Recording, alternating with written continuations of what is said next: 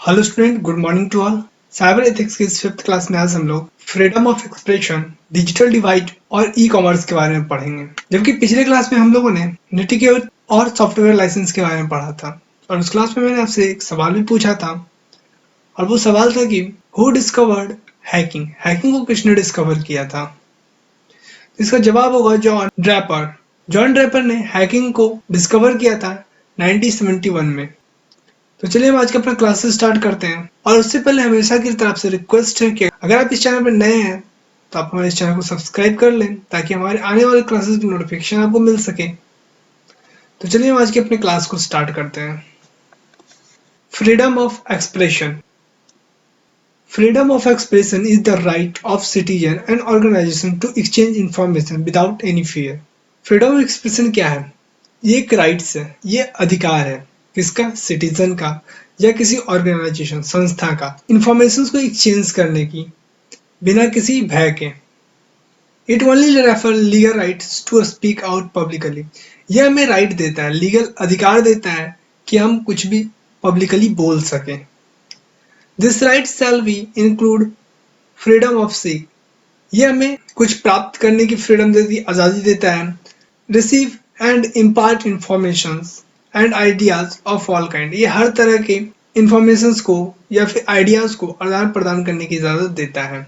Either orally या तो मौखिक, इन राइटिंग या फिर लिखित, इन प्रिंट या फिर वो प्रिंट हो सकता है, इन द फॉर्म ऑफ आर्ट या फिर आप कोई कला की मदद से अपने आइडियाज, अपने इंफॉर्मेशंस को एक दूसरे तक पहुंचा सकते हैं। और through other media of his choice, या फिर आप दूसरे माध्यम से भी जिस भी आप मीडिया का इस्तेमाल करना चाहते हैं अपनी इच्छा अनुसार से चुन सकते हैं। फ्रीडम ऑफ एक्सप्रेशन में एक्सक्लूड। फ्रीडम ऑफ एक्सप्रेशन का क्या मतलब नहीं है, क्या इसमें इन्वॉल्व नहीं होता है, इसके साथ जुड़ता नहीं है। स्लैंडर, आप किसी की बुराई नहीं कर सकते। कॉपीराइट वायलेशन, आप किसी कॉपीराइट वायलेशन नहीं कर सकते फ्रीडम ऑफ एक्सप्रेशन के नाम पर। डिस्क्लोज ऑफ ट्रेड सीक्रेट, आप किसी के ट्रेड व्यापार के जो सिगरेट्स हैं, गोपनीयता है, आप उसे उजागर नहीं कर सकते। Fighting word with include hate speech, आप फ्रीडम ऑफ एक्सप्रेशन के नाम पे किसी को गाली नहीं दे सकते हो। इस तरह की जो हेट स्पीच है आप वो नहीं दे सकते हो। अब हम डिजिटल डिवाइड्स को जानते हैं। डिजिटल डिवाइड क्या है? Digital divides refer the gap between demography and the religion that have access modern information and communication technology। ये एक डिवीजन उस गैप को बताता है कि हमारे जो कुछ रीजन, कुछ क्षेत्र हैं जो मॉडर्न इंफॉर्मेशन और टेक्नोलॉजी कम्युनिकेशन को प्राप्त कर चुका है और कुछ अभी वहां तक नहीं पहुंच सका है। This technology can be include the telephone, television, PC and the internet. ये टेक्नोलॉजी क्या क्या हो सकते हैं? टेलीफोन हो सकता है, टेलीविजन हो सकता है, पीसी हो सकता है और इंटरनेट हो सकता है। This gap typically exist between, ये गैप किन के बीच में एग्जिस्ट करता है? Between the person living in the city and the rural area. ये उन लोगों के बीच में एग्जिस्ट करता है जो पर्सन एक तो शहर में रहते हैं, दूसरा जो हमारे ग्रामीण क्षेत्रों में रहते हैं। और बिटवीन द एजुकेटेड और अनएजुकेटेड पर्सन, या फिर उनके बीच में जो एजुकेटेड है और अनएजुकेटेड है, जो शिक्षित है और जो अशिक्षित है, उनके बीच। और between the more and less industrial developed nation, और ये कोई ऐसा नेशन है जो बहुत ज़्यादा इंडस्ट्रियल मामले में डेवलप है और कुछ कम है, ये जो गैप है उसके बीच में भी काम करता है। Even the digital divide can be evident in the form of lower performance computer, और ये जो गैप है वो लोअर परफॉर्मेंस कंप्यूटर के कारण भी बनता है। लोअर स्पीड वायरलेस कनेक्शन, कहीं पे वायरलेस कनेक्शन लो होता है, स्लो होता है। लो प्राइस ऑफ कनेक्शन, और कहीं पे ये गैप क्यों बनता है? लो प्राइस होने के कारण। आज इंडिया में इंटरनेट का दाम बहुत सस्ता है, सबसे कम इंडिया में आज इंटरनेट का दाम है।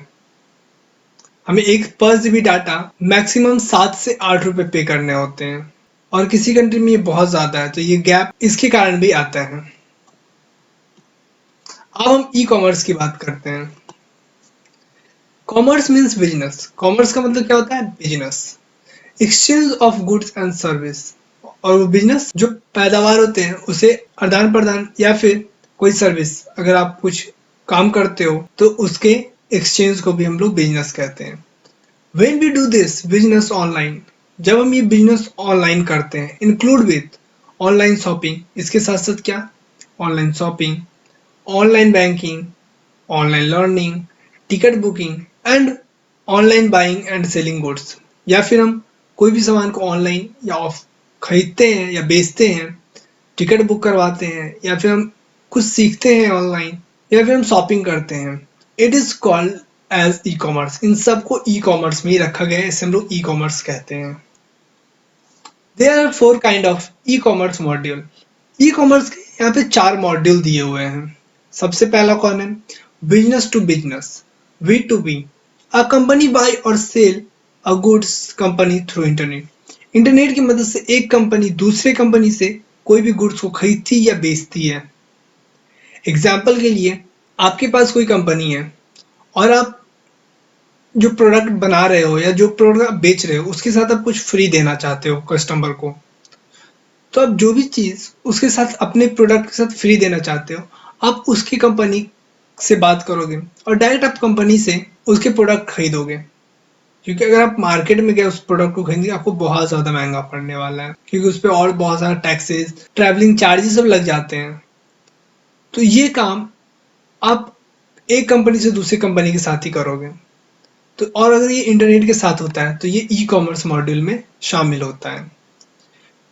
Business to consumer, B2C, a company provide information of product online and consumer buy the product from the site of the company।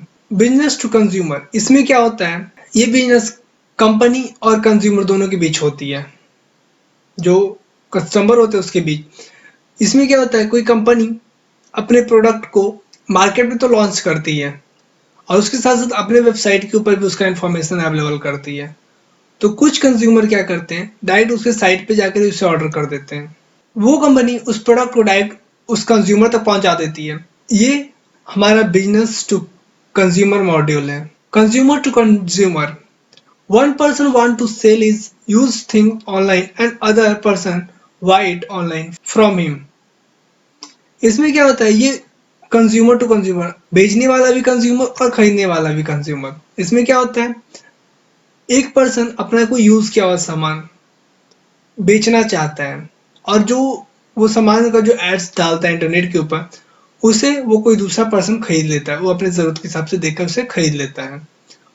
तो इसके लिए हम किस साइट को ज्यादा जानते हैं, ये है OLX का साइट। OLX पे इसी तरह से कंज्यूमर टू कंज्यूमर मॉडल पे ये ई कॉमर्स चलता है। तो इसमें एक पर्सन अपना यूज किया हुआ सामान बेचता है, दूसरा उसे खरीदता है। कंज्यूमर टू बिजनेस, अब कंज्यूमर से बिजनेस, जो बिजनेस कर रहे थे वो खरीदते हैं। ये कैसे होता है, the consumer are ready to sell the goods and service produce by them to the business. ये क्या करते हैं, कोई कंज्यूमर होता है जिसके पास कुछ सामान है, उस सामान को अगर वो बिजनेस के पास बेचना चाहता है, कोई इंडस्ट्रियल पर्सन के पास बेचना चाहता है, और अगर ये अप्लाई ऑनलाइन करता है, ये कोशिश अगर वो ऑनलाइन करता है, तो इसे हम कंज्यूमर टू बिजनेस मॉडल में रखते हैं। या फिर वो उस कंपनी को अपना सर्विस देना चाहता है, उस कंपनी के लिए वो काम करना चाहता है। एडवांटेज ऑफ ई कॉमर्स, अब ई कॉमर्स के बारे में तो इतना कुछ जान लिया, अब उसका एडवांटेज जानते हैं, इसके ई कॉमर्स में क्या क्या फायदे हैं। It can be done in time, इसे हम किसी भी वक्त कर सकते हैं। It is more comfortable for the user, do not have to go anywhere. ये यूजर के लिए बहुत कंफर्टेबल है, क्योंकि इसमें यूजर को कहीं जाने की जरूरत नहीं पड़ती। The process of buying and selling is fast, और जो प्रोसेस है खरीदने और बेचने का, ये बहुत फास्ट होता है। Consumer get many variety of product, इसमें क्या होता है, कंज्यूमर जो होते हैं बहुत सारे वैरायटी के प्रोडक्ट पाते हैं। And many choice of making payment, और पेमेंट करने के भी इसमें बहुत सारे उनके पास चॉइस अवेलेबल होता है, UPI से, कार्ड से, नेट बैंकिंग से, इस तरह के बहुत सारे और ऑप्शंस होते हैं। तो अब हम डिसएडवांटेज जानेंगे, ई कॉमर्स के डिसएडवांटेज क्या क्या हैं।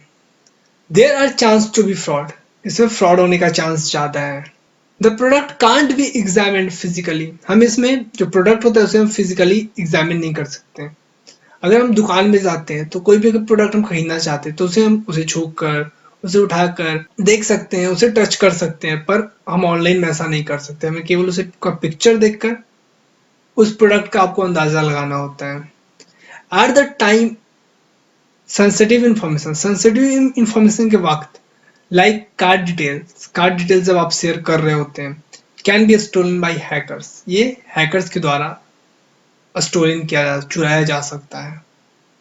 तो ये कुछ डिसएडवांटेज थे ई कॉमर्स के। तो हम आज के अपने क्वेश्चन टाइम में आ चुके हैं। How to express your ideas orally in the form of art, writing, all of this. आप अपने आइडियाज को किस तरह से एक्सप्रेस कर सकते हो? अगर आपको जवाब पता है तो आप कमेंट में मेंशन करो। तो चलिए मैं आपको इसका आंसर बता देता हूँ। इसका आंसर होगा ऑल ऑफ द अबव। हम writing, in the form of art और ओरली, ये तीनों तरीके से अपने आइडियाज को एक्सप्रेस कर सकते हैं किसी के सामने। Which of the following is not digital divide gap, इनमें से कौन सा डिजिटल डिवाइड गैप नहीं है?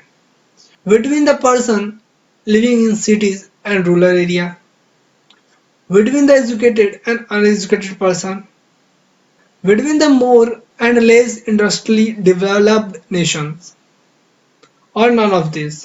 इसका आंसर होगा नन ऑफ दिस। ये तीनों जो है वो डिजिटल गैप को शो करते हैं।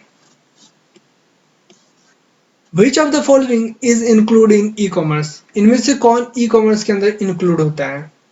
Online shopping, online learning, online banking, और ऑल ऑफ द अबव। तो इसका जवाब होगा ऑल ऑफ द अबव। ये सब ई कॉमर्स के अंदर इंक्लूड होते हैं। OLX is the example of which kind of e-commerce module? OLX किसका एग्जाम्पल है? किस ई कॉमर्स मॉड्यूल का एग्जाम्पल है? Business to business, business to consumer, consumer to consumer, और कंज्यूमर टू बिजनेस। तो इसका जवाब होगा कंज्यूमर टू कंज्यूमर। बेचने वाला भी कंज्यूमर और खरीदने वाला भी कंज्यूमर होता है। तो आज आपसे सवाल है, which is the first e commerce company in India? India में पहली ई कॉमर्स कंपनी कौन सी थी? इसका जवाब आपको पता करना है। अगर आपको पता है तो आप आंसर कमेंट में मेंशन करें, और अगर नहीं पता तो मैं इसका जवाब आपको अगले क्लास में बताऊंगा।